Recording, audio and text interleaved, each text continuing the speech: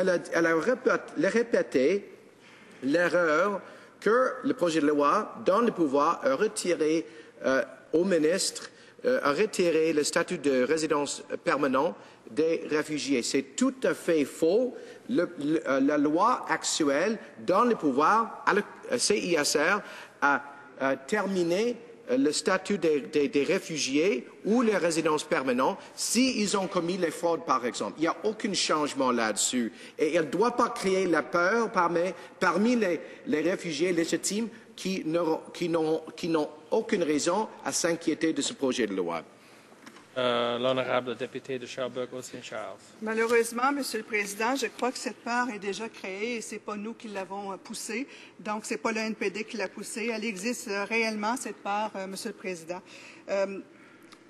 Dans le projet de loi, il est vraiment dit que le ministre peut trancher. Et si...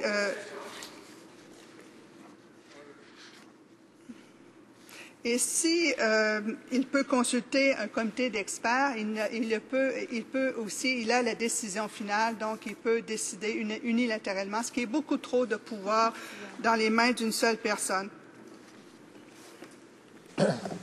Question et commentaire. L'honorable ministre. Monsieur le Président, la députée vient de dire, et je cite, que le projet de loi donne au ministre le pouvoir de retirer le statut de résident permanent des réfugiés. Je demande à la députée où, dans quelle section du projet de loi? Parce que moi, j'ai écrit le projet de loi. J'ai le projet de loi ici. Il n'y a aucune section qui donne le pouvoir au ministre à retirer le statut de résident permanent. Donc, dans quelle section est-ce qu'elle parle? Parce que ça n'existe pas. Et deuxièmement, elle parle d'un système à deux vitesses.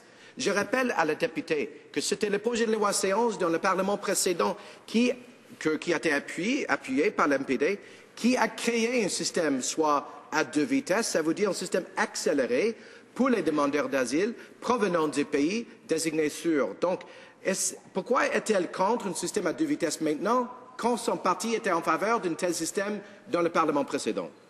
L'honorable député de Sherbrooke-Saint-Charles.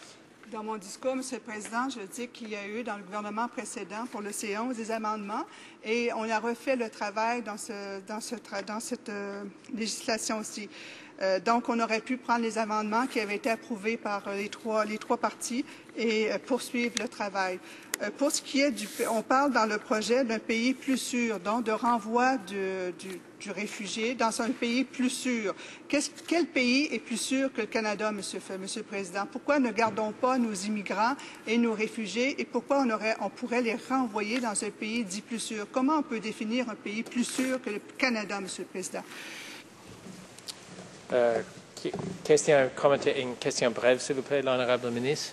Est-ce que le député est au courant que le commissaire des réfugiés de l'ONU dit clairement que c'est tout à fait légitime et normal, selon le sens de la Convention sur les réfugiés, à permettre les systèmes d'asile à désigner certains pays comme pays sûrs, ça veut dire les pays qui ne produisent pas normalement les réfugiés.